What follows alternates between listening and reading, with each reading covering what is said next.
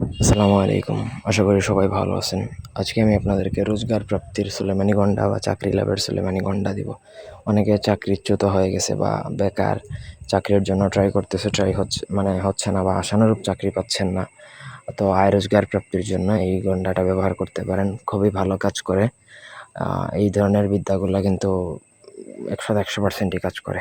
মানে মিস্টেক করার কোনো পসিবিলিটিই নেই। প্রথম থেকে পুরো ভিডিওটা না টেনে শেষ পর্যন্ত দেখবেন। আমার চ্যানেলটা সাবস্ক্রাইব করবেন, লাইক, কমেন্ট, শেয়ার করবেন। আপনাদের ব্যক্তিগত যে কোনো প্রয়োজন কিংবা যে কোনো কাজ যদি আপনারা আমাদেরকে দিয়ে করাতে চান, সেক্ষেত্রে স্ক্রিনে দেওয়া নাম্বারে সরাসরি ফোনে, হোয়াটসঅ্যাপে অথবা ইমোতে যোগাযোগ করে যে কোনো কাজ করাতে পারবেন, দেশে বা দেশের বাইরে থেকে।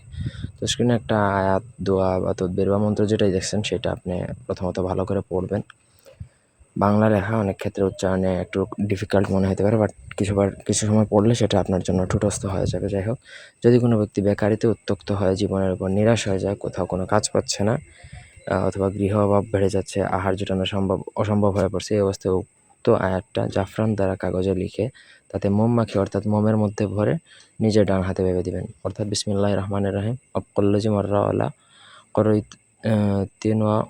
তিনওয়া বহিয়া খাবিয়াতুন আলা উরুশিহা বিহাক্কি আলিফ লাম মিম ওয়াহ বিহাক্কি হামিম কাফ হাইয়া আনসুবাদহ বিহাক্কি হামিম ওয়ানসিন ওয়াহ বিহাক্কি বিসমিল্লাহির রহমানির রহিম।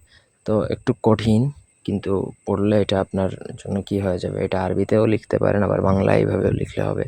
তবে তার জন্য আমি আগেই বলছি, আয়াতটা জাফরান দ্বারা, অরিজিনাল মেশকো জাফরান কালি দ্বারা লিখবেন এবং আয়াতটা ভোজ পাতায় লিখে তারপর হাতে বাঁধবেন। 100% ফল পাবেন।